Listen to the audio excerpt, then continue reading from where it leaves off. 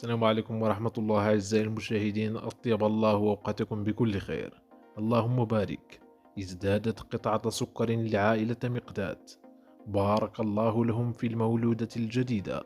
اللهم أنبتها نباتا حسنا واجعلها قرة عين والديها واحفظها من كل شر.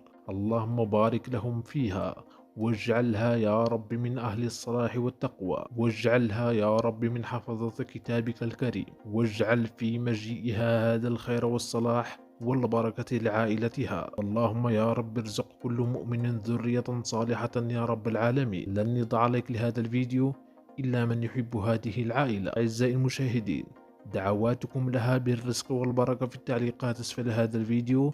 إلى لقاء آخر بإذن الله.